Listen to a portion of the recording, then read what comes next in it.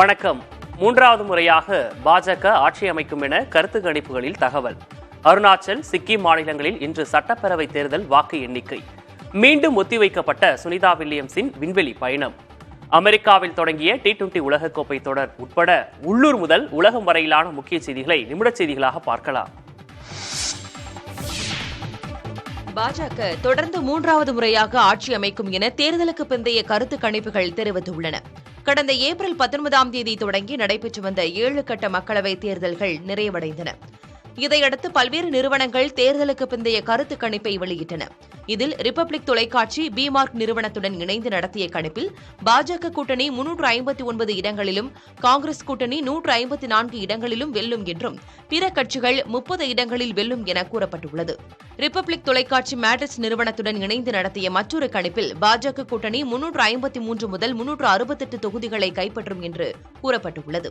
காங்கிரஸ் கூட்டணி 118 இடங்கள் முதல் 133 இடங்கள் வரை ஜெயிக்கக்கூடும் என கூறப்பட்டுள்ளது.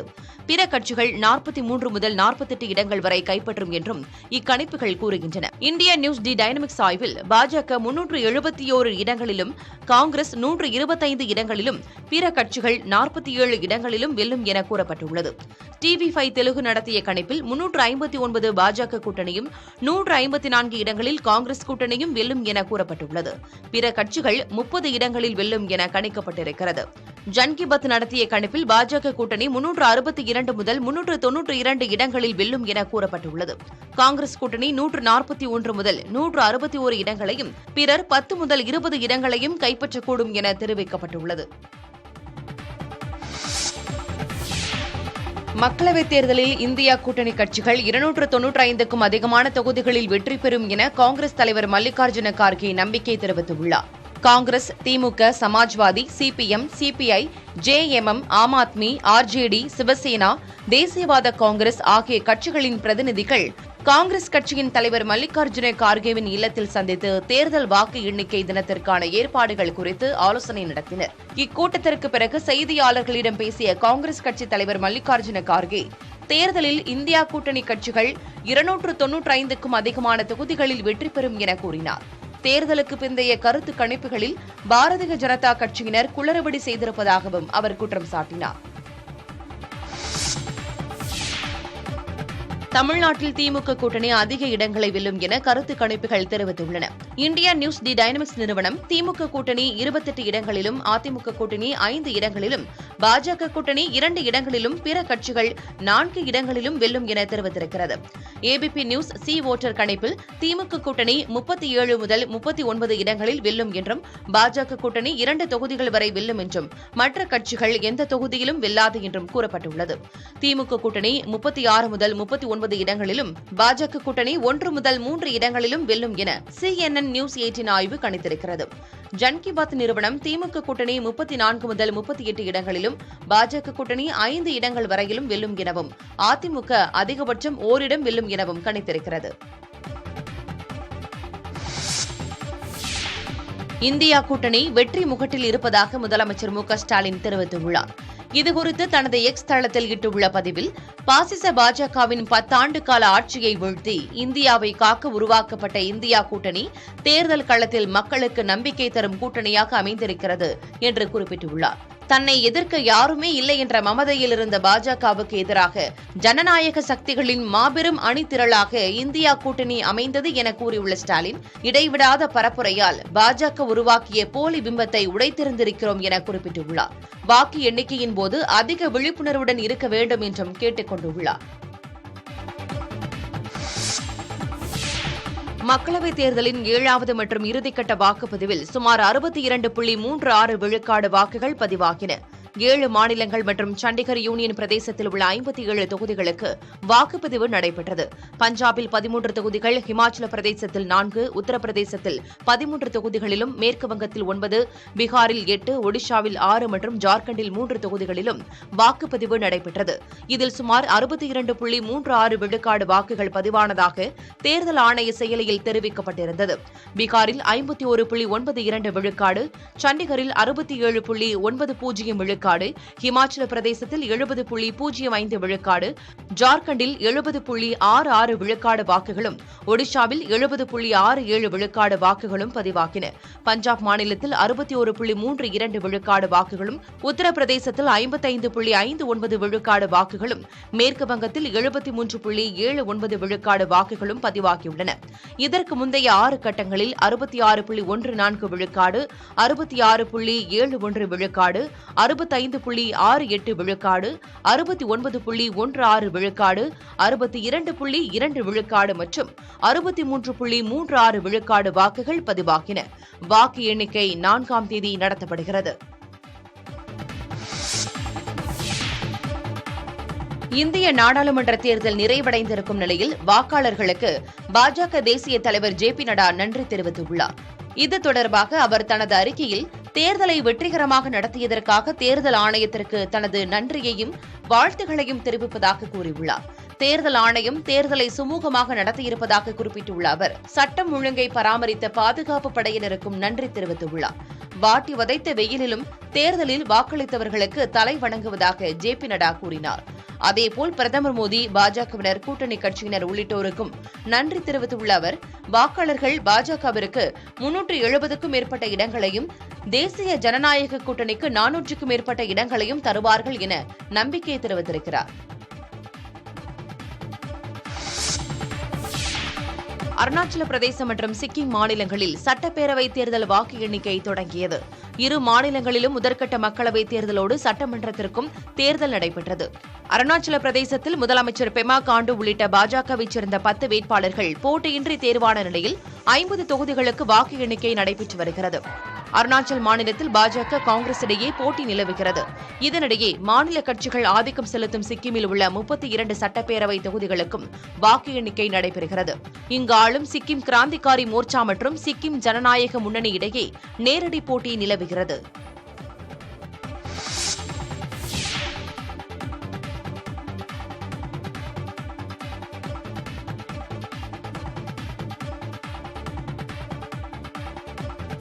பிணை நீட்டிப்பு கோரி தொடர்ந்த மனு மீதான தீர்ப்பு வரும் 5ஆம் தேதி வழங்கப்படும் என விசாரணை நீதிமன்றம் கூறியுள்ள நிலையில் டெல்லி முதலமைச்சர் அரவிந்த் கெஜ்ரிவால் இன்று திகார் சிறையில் சரணடைகிறார். டெல்லி முதலமைச்சர் அரவிந்த் கெஜ்ரிவால் மதுபான கொள்கை முறைகேடு வழக்கில் கடந்த மார்ச் மாதம் அமலாக்கத்துறையினரால் கைது செய்யப்பட்டார். இந்நிலையில் மக்களவைத் தேர்தலுக்கான பரப்புரை மேற்கொள்ள கடந்த மாதம் அவருக்கு பிணை வழங்கியதோடு மீண்டும் ஜூன் 2ஆம் தேதி சரணடைய வேண்டும் என உச்சநீதிமன்றம் தீர்ப்பு அளித்தது. இதற்கிடையில் 7 நாட்கள் மருத்துவ காரணங்களுக்காக பிணை நீட்டிப்பு கோரி அவர் உச்சநீதிமன்றத்தில் மனு தாக்கல் செய்திருந்தார். இந்த மனுவை விசாரிக்க உச்சநீதிமன்றம் விடுமுறை கால சிறப்பு அமர்வு மறுப்பு தெரிவித்தது. இதனையடுத்து டெல்லி ரோஸ் அவென்யூ நீதிமன்றத்தில் பிணை நீட்டிப்பு செய்ய கோரி மனு தாக்கல் செய்தார். இந்த மனுவை விசாரித்த நீதிமன்றம் மனு மீதான தீர்ப்பு 5ஆம் தேதி வழங்கப்படும் என கூறியது. இந்நிலையில் உச்சநீதிமன்ற உத்தரவின்படி இன்று திகார் சிறையில் அரவிந்த் கெஜ்ரிவால் சரணடைகிறார்.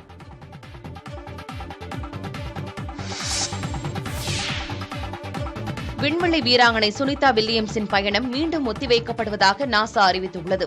இந்தியாவை பூர்வீகமாக கொண்ட சுனிதா வில்லியம்ஸ் ஏற்கனவே 2 முறை விண்வெளி சென்று திரும்பியுள்ளார். இந்நிலையில் போயிங் நிறுவனம் தயாரித்துள்ள ஸ்டார்லைனர் என்ற விண்கலம் கடந்த மே 7ஆம் தேதி சர்வதேச விண்வெளிக்கு புறப்படுவதாக இருந்தது. ஆனால் ஏவப்படுவதற்கு 90 நிமிடங்களுக்கு முன்பு தொழில்நுட்ப பிரச்சினையால் இந்த பயணம் திடீரென நிறுத்தப்பட்டது. இதையடுத்து மீண்டும் ஜூன் 1ஆம் தேதி புறப்படுவதற்கு எல்லா ஏற்பாடுகளும் செய்யப்பட்ட நிலையில் கடைசி வினாடியில் ஒத்திவைக்கப்பட்டது. இதன் மூலமாக 3வது முறையாக விண்வெளிக்கு மேற்கொள்ளவிருந்த சாதனை பயணம் தொழில்நுட்ப பிரச்சினை காரணமாக கடைசி நேரத்தில் தற்காலிகமாக ஒத்திவைக்கப்பட்டது. விவேகானந்தர் மண்டபத்தில் 45 மணி நேர தியானத்தை முடித்துக் கொண்டு பிரதமர் நரேந்திர மோடி கன்னியாகுமரியிலிருந்து புறப்பட்டார். கடந்த 30ஆம் தேதி கன்னியாகுமரிக்கு வந்த பிரதமர் நரேந்திர மோடி அன்று மாலை விவேகானந்தர் மண்டபத்திற்கு சென்று தியானத்தை தொடங்கினார். முக்கடலும் சங்கமிக்கும் கன்னியாகுமரி கடல் பகுதியில் விவேகானந்தர் மண்டபத்தில் தியானம் செய்த பிரதமர் மோடி நேற்று 3வது நாளாக தியானத்தை தொடர்ந்தார். காலையில் காவி உடை, ருத்ராட்ச மாலையுடன் நடைபயிற்சி செய்தார். காலை 6 மணிக்கு விவேகானந்தர் நினைவு மண்டபத்தின் வெளிப்பகுதியில் நடைபயிற்சி செய்தார்.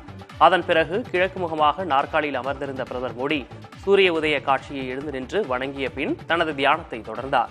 45 மணி நேர தியானத்தை நிறைவு செய்த பிரதமர் வெண்ணிற உடையில் 133 அடி உயர திருவள்ளுவர் சிலையை வணங்கினார்.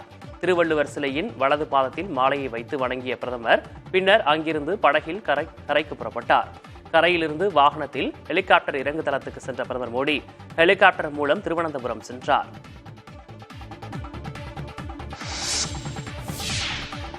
அக்னிவீர் திட்டத்தில் உடனே தலையிட்டு அதன் மூலம் சேர்க்கப்பட்ட ராணுவ வீரர்களுக்கு நீதி வழங்க வேண்டும் என குடியரசுத் தலைவருக்கு காங்கிரஸ் மூத்த தலைவர் ராகுல் காந்தி கடிதம் எழுதியுள்ளார். குடியரசுத் தலைவர் திரௌபதி முர்முவுக்கு அவர் எழுதியுள்ள கடிதத்தில் அக்னிவீர் திட்டத்தின் மூலம் ராணுவத்தில் சேர்ந்து உயிர் தியாகம் செய்த அஜய்குமார் என்பவரது குடும்பத்தை தான் அண்மையில் சந்தித்ததாக குறிப்பிட்டுள்ளார். உயிர் தியாகம் செய்யும் மற்ற ராணுவ வீரர்களின் குடும்பத்தினருக்கு கிடைக்கும் ஓய்வூதியம் உள்ளிட்ட பலன்கள் அஜய்குமாரின் குடும்பத்தினருக்கு கிடைக்கவில்லை என தெரிவித்துள்ள அவர், அஜய்குமாரின் குடும்பத்தினருக்கு இழைக்கப்பட்ட அநீதியை இன்று ஆயிரக்கணக்கான வீரர்கள் எதிர்கொண்டு வருவதாக குறிப்பிட்டுள்ளார். அக்னிவீர் திட்டத்தில் அடிப்படையிலேயே குறையிருப்பதாக கூறியுள்ள ராகுல் காந்தி, முப்படைகளின் தலைமை தளபதியான தாங்கள் தலையிட்டு இந்த திட்டத்தின் மூலம் இணைந்த வீரர்களுக்கு நீதி வழங்க வேண்டும் என வலியுறுத்தியுள்ளார். தாய் நாட்டிற்காக உயிர் தியாகம் செய்யும் மற்ற ராணுவ வீரர்கள் பெறும் பலன்களை அக்னிவீர் திட்டத்தின் மூலம் இணைவர்களும் பெறுவதை உறுதி செய்யுமாறு குடியரசுத் தலைவரை ராகுல் காந்தி வலியுறுத்தியுள்ளார்.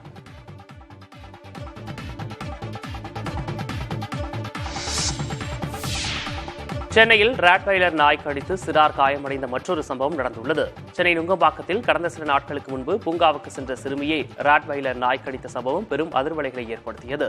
தற்போது இதேபோன்ற ஒரு சம்பவம் கொளத்தூரில் நடந்துள்ளது.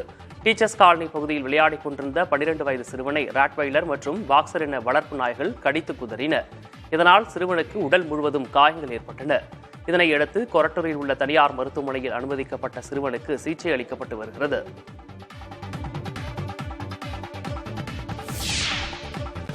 நீதிமன்ற உத்தரவுப்படி மதுரை அண்ணாநகர் காவல் நிலையத்தில் டிடிஎஃப் வாசன் 2வது நாளாக கையெழுத்திட்டார். அப்போது தனக்காக அழுத ரசிகர்களுக்கு அவர் ஆறுதல் தெரிவித்தார். சாலை போக்குவரத்து விதிகளை மீறியதாக டிடிஎஃப் வாசன் மீது 7 பிரிவின் கீழ் மதுரை அண்ணாநகர் காவல் நிலையத்தில் வழக்கு பதிவு செய்யப்பட்டது. இவ்வழக்கில் ஜாமீன் வழங்கிய மதுரை மாவட்ட நீதிமன்றம் 10 நாட்களுக்கு அண்ணாநகர் காவல் நிலையத்தில் கையெழுத்திட வேண்டும் என உத்தரவு பிறப்பித்தது. அதன்படி 2வது நாளாக மதுரை அண்ணாநகர் காவல் நிலையத்தில் வழக்கறிஞர்களுடன் சென்று டிடிஎஃப் வாசன் கையெழுத்திட்டார். 3 நாட்களுக்குள் டிடிஎஃப் வாசனின் செல்போனை ஒப்படைக்க சம்மன் வழங்கிய நிலையில் அதனை ஏற்று வரும் 3ஆம் தேதி மதுரை அண்ணாநகர் காவல் நிலையத்தில் செல்போனை ஒப்படைக்க உள்ளதாக வழக்கறிஞர்கள் தெரிவித்தனர். பின்னர் வெளியே வந்த வாசன் தனக்காக அழுது வீடியோ வெளியிட்ட ரசிகர்களுக்கு ஆறுதல் தெரிவித்தார். மேலும் அரசியல் பேச முயற்சித்த போது அவரது வழக்கறிஞர்கள் தடுத்து அழைத்துச் சென்றனர்.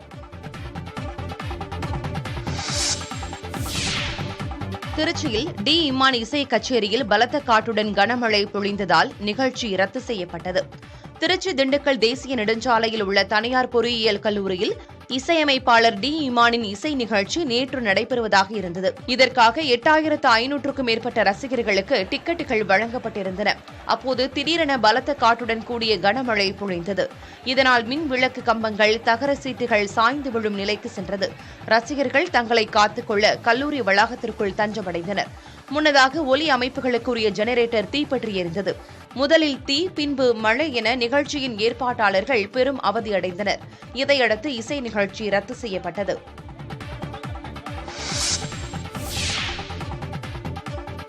ஆப்கானிஸ்தானில் படகு கவிழ்ந்ததில் 20 பேர் உயிரிழந்த நிகழ்வு சோகத்தை ஏற்படுத்தியிருக்கிறது.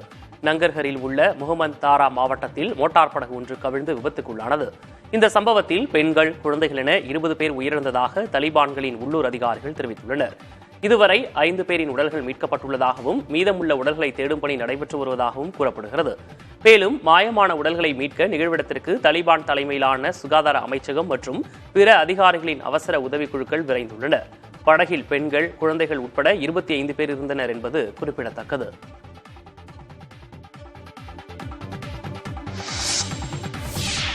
அனைத்து விதமான கிரிக்கெட் போட்டிகளிலிருந்தும் ஓய்வு பெறுவதாக இந்திய கிரிக்கெட் வீரர் தினேஷ் கார்த்திக் அறிவித்துள்ளார். தொடக்கத்தில் பேட்டராக களமிறங்கிய தினேஷ் கார்த்திக் பின் தமிழக யூத் அணியில் முதன்முறையாக விக்கெட் கீப்பராக பயிற்சி மேற்கொண்டார்.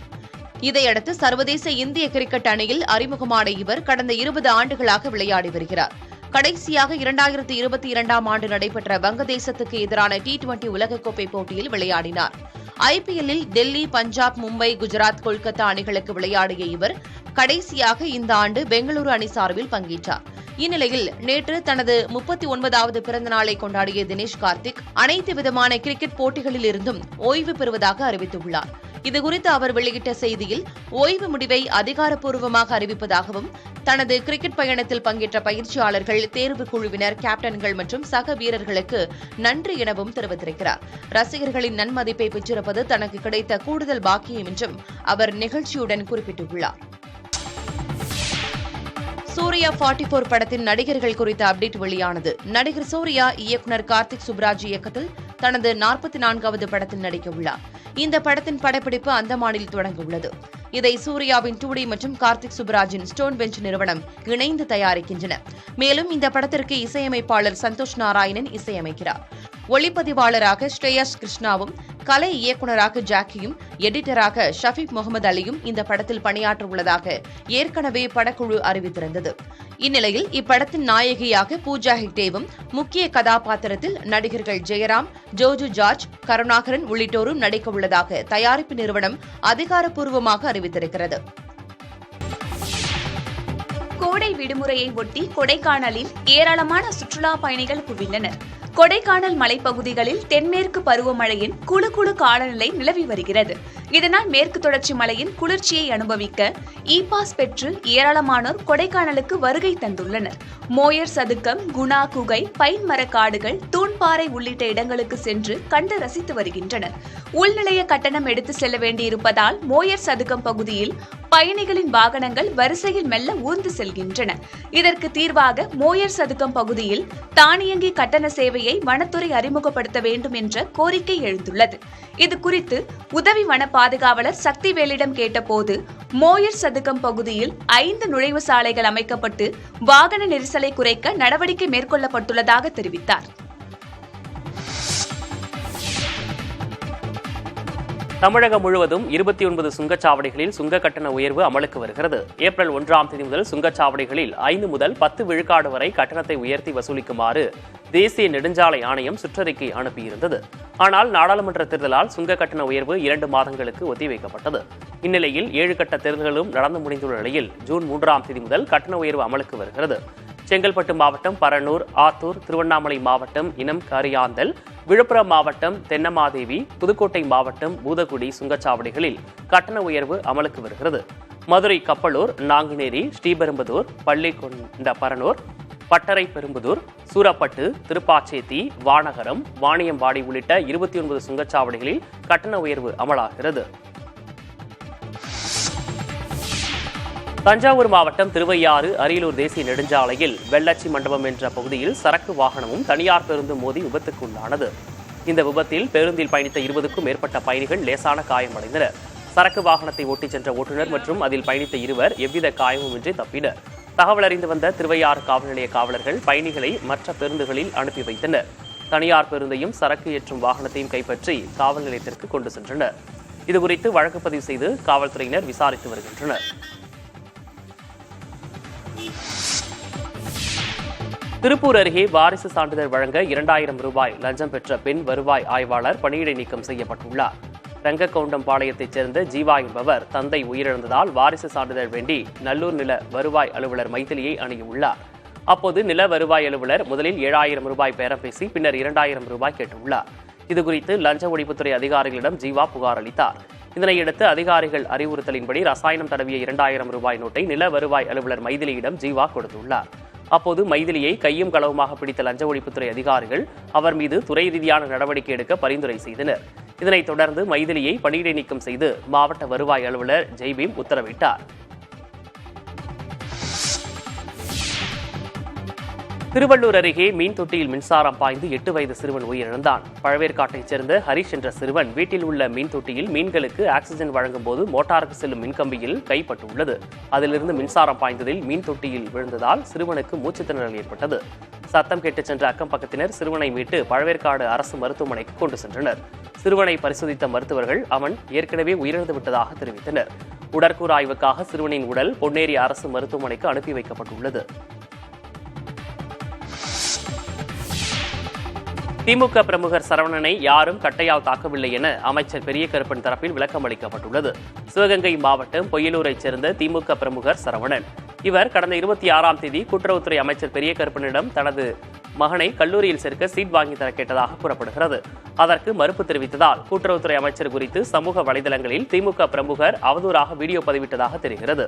இந்நிலையில் ரத்த காயத்துடன் மருத்துவமனையில் சேர்ந்த அவர் தேவக்கோட்டை ரஸ்தா பகுதியில் உள்ள தனது வீட்டிற்கு இரவு ஆட்டோவில் சென்றபோது அமைச்சர் ஆட்கள் சிலர் தன்னை கட்டையால் தாக்கியதாக வாய்மொழியாக காவலர்களிடம் கூறியுள்ளார். இதனையடுத்து மறுநாள் மருத்துவமனையிலிருந்து காணாமல் போயுள்ளார். இதுகுறித்து காவல்துறையினர் விசாரணை நடத்தி வருகின்றனர். இதற்கிடையில் அமைச்சர் பெரிய கருப்பன் தரப்பில் விளக்கம் அளிக்கப்பட்டது. அதில் திமுக பிரமுகர் சரவணனை 10 பேர் சேர்ந்து தாக்கியிருந்தால் கை கால்களில் எலும்பு முறிவு ஏற்பட்டிருக்கும் எனவும் இருசக்கர வாகனத்தில் சென்றபோது தடுமாறி கீழே விழுந்ததால் தான் அவருக்கு காயம் ஏற்பட்டுள்ளதாக மருத்துவ அறிக்கையில் உள்ளதாகவும் கூறப்பட்டுள்ளது.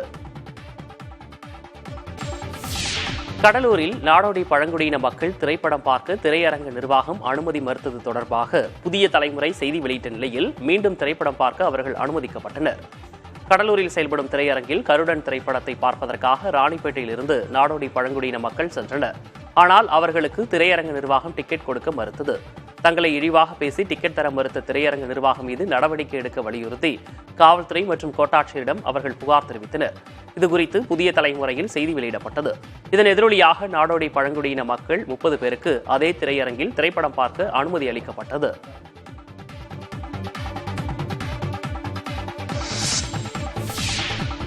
கேரளாவில் தென்மேற்கு பருவமழை தீவிரமடைய தொடங்கியுள்ளது. குறிப்பாக தமிழக கேரள எல்லையை இணைக்கும் மலையும் மலை சார்ந்த பகுதியான இடுக்கி மாவட்டத்தில் அதி கனமழைக்கான எச்சரிக்கை விடுக்கப்பட்டுள்ளது. இடுக்கியில் பலத்த காற்றுடன் பெய்யும் கனமழை காரணமாக மண் சரிவு, நிலச்சரிவு ஏற்பட வாய்ப்புள்ளதாக தெரிவிக்கப்பட்டுள்ளது. இதனால் பொதுமக்கள் பாதுகாப்பாக இருக்குமாறு இடுக்கி மாவட்ட ஆட்சியர் ஷீபா ஜார்ஜ் கேட்டுக் கொண்டுள்ளார். இரவு நேர பயணங்களை முடிந்த அளவு குறைக்கவும், மலையோர சாலைகளில் பயணத்தை முழுவதுமாக தவிர்க்கவும் அறிவுறுத்தப்பட்டுள்ளது. பெரிய மரங்கள் விழுவதற்கும் காட்டாற்று வெள்ளம் ஏற்படுவதற்கும் வாய்ப்புள்ளதால் பொதுமக்கள் முன்னெச்சரிக்கையை கடைபிடிக்க வேண்டும் என்றும் மழையை எதிர்கொள்ள மாவட்ட நிர்வாகம் அனைத்து முன்னேற்பாடுகளையும் செய்துள்ளதாகவும் ஆட்சியர் தெரிவித்துள்ளார். சிவகங்கை மாவட்டம் காரைக்குடியின் முக்கிய குடிநீர் ஆதாரமாக விளங்கிய அதலை கண்மாய் தற்போது கழிவுநீர் கால்வாயாக மாறிவிட்டதாக அந்த பகுதியினர் வேதனை தெரிவித்துள்ளனர். பொதுப்பணித்துறை கட்டுப்பாட்டில் உள்ள அதலை கண்மாய், வஉசி தெரு, மேட்டுத்தெரு, காந்திபுரம், கழனிவாசல் பகுதி மக்களின் முக்கிய குடிநீர் ஆதாரமாக இருந்தது. 100 ஏக்கர் கண்மாயில் தேங்கும் தண்ணீர் 100க்கும் மேற்பட்ட விவசாயிகளின் வாழ்வாதாரமாக இருந்த நிலையில் தற்போது குப்பை மேடாக வைத்துள்ளனர். துர்நாற்றத்துடன் சுகாதார சீர்கேடு ஏற்பட்டுள்ளதாக கூறும் மக்கள் கண்மாய் மற்றும் வரத்து கால்வாய் தூர்வாரி நடவடிக்கை எடுக்க வேண்டும் என கோரியுள்ளனர். இதனிடையே கண்மாயை தூர்வார நடவடிக்கை எடுக்கப்படும் என பொதுப்பணித்துறை அதிகாரிகள் கூறியுள்ளனர். 18 வயது நிரம்பாத சிறார் வாகனம் ஓட்டினால் வாகனத்தின் உரிமம் ரத்து செய்யப்படும் எனும் விதிமுறை தமிழ்நாட்டில் அமல்படுத்தப்படுவதில் தாமதம் ஏற்பட்டுள்ளது. சாலை விபத்துகளை குறைப்பதற்காக மத்திய அரசு சார்பில் பல்வேறு திட்டங்கள் அறிமுகப்படுத்தப்பட்டு வருகின்றன. அந்த வகையில் 18 வயதுக்கு கீழ் உள்ளவர்கள் வாகனத்தை இயக்கினால் 25,000 அபராதம் விதிக்கப்படும் என மத்திய போக்குவரத்து துறை அமைச்சகம் அறிவித்தது. மேலும் விதியை மீறுவோருக்கு 25 வயது வரை ஓட்டுநர் உரிமம் வழங்கப்பட மாட்டாது எனவும் எச்சரிக்கப்பட்டது. இந்த நடைமுறை ஜூன் 1ஆம் தேதி முதல் நடைமுறைக்கு வரும் என தெரிவிக்கப்பட்டிருந்த நிலையில் தமிழகத்தில் இன்று விதிமுறை அமல்படுத்தப்படவில்லை. குறிப்பாக போக்குவரத்து துறை சார்பில் முறையாக அரசாணை வெளியிடப்படாததால் விதிமுறையை அமல்படுத்துவதில் காலதாமதமாகி இருப்பதாக காவல்துறை தரப்பில் தெரிவிக்கப்பட்டுள்ளது. தேர்தல் நடத்தை விதிமுறைகள் அமலில் இருக்கும் சூழலில் அதற்கு பிறகே இந்த சட்ட நடைமுறை அமலுக்கு வர வாய்ப்பிருப்பதாக போக்குவரத்து காவல்துறை தரப்பில் தெரிவிக்கப்பட்டுள்ளது. திருவள்ளூர் அருகே பெயிண்ட் தொழிற்சாலையில் ஏற்பட்ட தீ விபத்தில் உயிரிழந்தோர் எண்ணிக்கை 4ஆக அதிகரித்திருக்கிறது. காக்கலூர் சிப்காட் பகுதியில் இருக்கும் பெயிண்ட் தொழிற்சாலையில் நேற்று மாலை பயங்கர தீ விபத்து ஏற்பட்டது. நிகழ்விடத்திற்கு தீயணைப்புத் துறையினர் விரைந்த நிலையில் அங்குள்ள ரசாயன பேரல்கள் வெடித்து சிதறியதால் தீயை அணைப்பதில் பெரும் சிக்கல் ஏற்பட்டது. தொடர்ந்து நீண்ட நேரம் போராடி தீயை வீரர்கள் கட்டுக்குள் கொண்டு வந்தனர். விபத்தின் போது தொழிற்சாலையில் இரும்பு தகடு விழுந்ததில் சீனிவாசன் என்பவர் உயிரிழந்தார். இதேபோல் ஆலையினுள் சிக்கிய 2 உயிரிழந்த நிலையில் ஒருவர் படுகாயத்துடன் மருத்துவமனையில் சேர்க்கப்பட்டார்.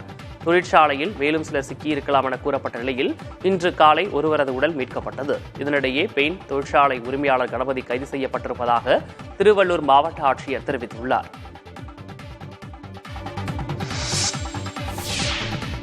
நாட்டின் அந்நிய செலாவணி கையிருப்பு மதிப்பு $2 பில்லியன் அளவிற்கு குறைந்துள்ளது. மே மாதம் 24ஆம் தேதியுடன் முடிவடைந்த வாரத்தில் அந்நிய செலாவணி கையிருப்பு மதிப்பு $2.02 பில்லியன் அமெரிக்க டாலர்கள் குறைந்து $646.67 பில்லியன் உள்ளதாக ரிசர்வ் வங்கி தெரிவித்துள்ளது. இதுவே முந்தைய வாரத்தில் அந்நிய செலாவணி கையிருப்பு மதிப்பு புதிய உச்சமாக $648.7 பில்லியன் இருந்தது. அதேபோல தங்கம் கையிருப்பின் மதிப்பும் $482 மில்லியன் குறைந்து $56.71 பில்லியன் உள்ளதாக ரிசர்வ் வங்கி தெரிவித்துள்ளது. அந்நிய செலாவணி என்பது வெளிநாட்டு நாணயங்களை ரிசர்வ் வங்கி கையில் வைத்திருப்பது. இறக்குமதி செய்யும் பொருட்களுக்காகவும் உலக சந்தையில் நாட்டின் மதிப்பு அதிகரிக்கவும் அந்நிய செலாவணி கையிருப்பு உதவுகிறது. ஆந்திர மாநிலம் திருப்பதி ஏழுமலையான் கோயிலில் கோடை விடுமுறை காரணமாக பக்தர்கள் கூட்டம் அலைமோதி வருகிறது. சுமார் 5 கிலோமீட்டருக்கு நீண்ட வரிசையில் 30 மணி நேரம் காத்திருந்து பக்தர்கள் இறைவனை வழிபட்டு வருகின்றனர். காத்திருப்பு அறைகள் முழுவதும் நிரம்பிய நிலையில் பக்தர்கள் தங்கும் அறைகளும் நிரம்பின. இதனால் பக்தர்கள் வெளியிடங்களிலும் தங்களது வாகனங்களிலும் தங்கி ஏழுமலையானை தரிசனம் செய்து வருகின்றனர். இலவச தரிசனத்தில் 30 மணி நேரம் காத்திருந்து தரிசனம் செய்யக்கூடிய நிலை ஏற்பட்டுள்ளது. சுவாமி தரிசனம் செய்ய காத்திருக்கும் பக்தர்களுக்கு குடிநீர், பால், உணவு உள்ளிட்ட அடிப்படை வசதிகளை திருப்பதி தேவஸ்தானம் வழங்கி வருகிறது. வங்கதேசத்துக்கு எதிரான பயிற்சி ஆட்டத்தில் இந்திய அணி 60 ரன்கள் வித்தியாசத்தில் வெற்றி பெற்றது. 20 ஓவர் உலகக்கோப்பை போட்டியில் ஏ பிரிவில் இடம்பெற்றுள்ள இந்திய அணி தனது முதலாவது லீக் ஆட்டத்தில் அயர்லாந்தை ஜூன் 5ஆம் தேதி நியூயார்க்கில் எதிர்கொள்கிறது. இதையொட்டி இந்திய அணி பயிற்சி ஆட்டத்தில் வங்கதேச அணியை சந்தித்தது. இதில் டாஸ் வென்ற இந்திய அணி முதலில் பேட்டிங் செய்தது. இதையடுத்து 20 ஓவர்கள் முடிவில் இந்திய அணி 5 விக்கெட் இழப்பிற்கு 182 ரன்கள் குவித்தது. இந்தியா சார்பில் அதிகபட்சமாக ரிஷப் பண்ட் 32 பந்துகளில் 53 ரன்களும், ஹர்திக் பாண்டியா 23 பந்துகளில் 40 ரன்களும் எடுத்தனர். இதையடுத்து 183 ரன்கள் எடுத்தால் வெற்றி என்ற இலக்குடன் களமிறங்கிய வங்கதேச அணி 20 ஓவர் முடிவில் 9 விக்கெட்டுக்கு 122 ரன்கள் மட்டுமே எடுத்தது. இதனால் இந்திய அணி 60 ரன்கள் வித்தியாசத்தில் வெற்றி பெற்றது. வங்கதேச அணி அதிகபட்சமாக மஹமதுல்லா 40 ரன்கள் எடுத்தார். இந்தியா சார்பில் அர்ஷ்தீப் சிங் மற்றும் சிவம் துபே தலா 2 விக்கெட்டுகளை வீழ்த்தினர். திருப்பத்தூர் மாவட்டம் ஆம்பூர் அருகே நாட்டு வெடிகுண்டை கடித்த சினை பசு தாடை கிழிந்து படுகாயமடைந்து உயிருக்கு போராடி வருகிறது. ராளக்குத்தூர் பகுதியில் 8 மாத சினை பசுவை மேய்ச்சலில் விட்டிருந்தபோது வன விலங்குகளை வேட்டையாட வைக்கப்பட்டிருந்த நாட்டு வெடிகுண்டை எதிர்பாராத விதமாக கடித்துள்ளது. இதனால் பசுவின் வாய் மற்றும் தாடை பகுதி கிழிந்துள்ளது. தகவல் அறிந்து நிகழ்விடத்திற்கு விரைந்து சென்ற உமாராபாத் காவல்துறையினர் இதுகுறித்து வழக்கு பதிவு செய்து நாட்டு வெடிகுண்டை மறைத்து வைத்த நபர்கள் குறித்து விசாரணை மேற்கொண்டு வருகின்றனர். இந்நிலையில் வன விலங்குகளை வேட்டையாட நாட்டு வெடிகுண்டுகளை வைக்கும் நபர்கள் மீது நடவடிக்கை எடுக்க வேண்டும் என சமூக ஆர்வலர்கள் வலியுறுத்தியுள்ளனர். மத்திய பிரதேச மாநில முதலமைச்சர் மோகன் யாதவ் சிதம்பரம் நடராஜர் கோயிலில் சாமி தரிசனம் செய்து சிறப்பு வழிபாடு மேற்கொண்டார். இதற்காக சென்னையிலிருந்து ஹெலிகாப்டர் மூலமாக சிதம்பரம் அண்ணாமலை பல்கலைக்கழக ஹெலிபேட் தளத்திற்கு வந்தார். பின்னர் அங்கிருந்து கார் மூலமாக நடராஜர் கோயிலுக்கு சென்றார். அங்கு தீட்சிதர்கள் அவருக்கு பூரண கும்ப மரியாதை அளித்து கோயிலுக்குள் அழைத்துச் சென்றனர். பின்னர் நடராஜருக்கு தீபாராதனை செய்தபோது மனமுருகி வேண்டி தரிசனம் செய்தார். இதையடுத்து கோயிலை சுற்றி வலம் வந்த அவர் அனைத்து சந்நிதிகளுக்கும் சென்று வழிபட்டார். அப்போது அவருக்கு தீட்சிதர்கள் பிரசாதங்களையும் நினைவு பரிசையும் வழங்கினர். தொடர்ந்து சாமி தரிசனத்தை முடித்துவிட்டு ஹெலிகாப்டர் மூலமாக ராமேஸ்வரம் புறப்பட்டுச் சென்றார். பிரதமர் மோடி கன்னியாகுமரியில் 3 நாட்கள் தியானம் மேற்கொண்ட நிலையில் விவேகானந்தர் நினைவு மண்டபத்தை 3 நாட்களில் 3000 நபர்கள் சுற்றுலா படகில் சென்று பார்த்துள்ளனர். பிரதமர் கடல் நடுவே அமைந்துள்ள விவேகானந்தர் நினைவு மண்டபத்தில் 3 நாட்கள் தங்கியிருந்து தியானம் மேற்கொண்டார். இதனால் சுற்றுலா பயணிகள் பல்வேறு கட்டுப்பாடுகள் மற்றும் சோதனைகளுக்கு உட்படுத்தப்பட்டு அனுமதிக்கப்பட்டனர். அந்த வகையில் விவேகானந்தர் நினைவு மண்டபத்தை பார்வையிடுவதற்கு ஏராளமான மக்கள் ஆர்வம் காட்டி வந்தனர். கடந்த மே 30ஆம் தேதி 850 நபர்கள், மே 31ஆம் தேதி 1170 நபர்கள், ஜூன் 1ஆம் தேதி 980 நபர்கள் என மொத்தமாக 3000 நபர்கள் மட்டுமே படகு சவாரி செய்ய அனுமதிக்கப்பட்டுள்ளனர். கட்டுப்பாடுகள் அதிகம் இருந்ததால் ஒரு நாளைக்கு 3 மணி நேரம் மட்டுமே சுற்றுலா பயணிகள் அனுமதிக்கப்பட்டது குறிப்பிடத்தக்கது. வேலூர் மாவட்டம் காட்பாடி அருகே இருசக்கர வாகனங்கள் நேருக்கு நேர் மோதிக்கொண்டு விபத்துக்குள்ளானது. சிஎன் பட்டடை பகுதியைச் சேர்ந்த சீனிவாசன் தனது இருசக்கர வாகனத்தில் வன்னியக்காட்டூர் நோக்கி சென்று கொண்டிருந்தார். அப்போது சரவணன் என்பவர் காட்பாடி நோக்கி வந்து கொண்டிருந்தபோது 4 வழிச்சாலையில் 2 வாகனங்களும் நேருக்கு நேர் மோதி விபத்துக்குள்ளாகின. இதில் இருவரும் தூக்கி வீசப்பட்டு படுகாயமடைந்தனர். தகவலறிந்து நிகழ்விடத்திற்கு சென்ற காவல்துறையினர் அவர்களை மீட்டு பாலாஜா அரசு மருத்துவமனைக்கு சிகிச்சைக்காக அனுப்பி வைத்தனர். இந்த விபத்து குறித்தான பதப்பதைக்க வைக்கும் சிசிடிவி காட்சிகள் வெளியாகியுள்ளன.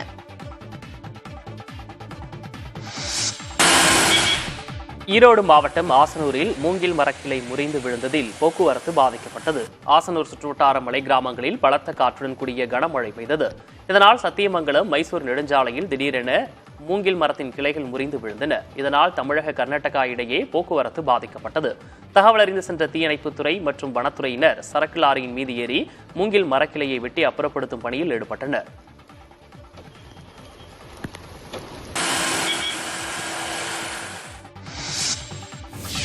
நீலகிரி மாவட்டம் ஐயன்கொல்லி பகுதியில் திடீரென 2 காட்டு யானைகள் சாலையில் சுற்றித் திரிந்ததால் சிறிது நேரம் போக்குவரத்தில் பாதிப்பு ஏற்பட்டது. அண்மை காலமாகவே கூடலூர், பந்தலூர் சுற்றுவட்டார பகுதிகளில் காட்டு யானைகளின் நடமாட்டம் அதிகரித்து காணப்படுகிறது. இந்நிலையில் ஐயன்கொல்லி பகுதியில் 2 யானைகள் சாலைக்கு வந்ததால் இரு பகுதிகளிலும் இருந்த வாகன ஓட்டிகள் அச்சமடைந்து ஆங்காங்கே வாகனங்களை நிறுத்தினர். சிறிது நேரத்திற்கு பிறகு யானைகள் தானாகவே வனப்பகுதிக்குள் சென்றன. இதையடுத்து போக்குவரத்து சீரானது.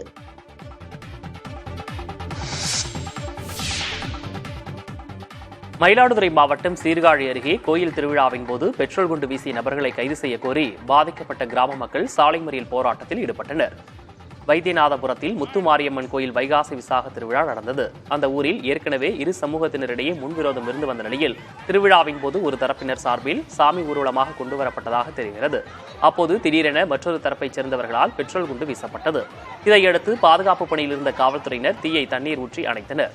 இதற்கிடையே பெட்ரோல் குண்டு வீசியவர்கள் மீது நடவடிக்கை எடுக்க கோரி 100க்கும் மேற்பட்டோர் வைத்தீஸ்வரன் கோயில் காவல் நிலையத்தில் குவிந்தனர். அதனைத் தொடர்ந்து சீர்காழி நெடுஞ்சாலையில் சாலை மறியலில் ஈடுபட்டனர். அங்கு வந்த காவல் அதிகாரிகள் குற்றவாளிகள் மீது உரிய நடவடிக்கை எடுக்கப்படும் என உறுதியளித்ததை அடுத்து சாலை மறியல் கைவிடப்பட்டது.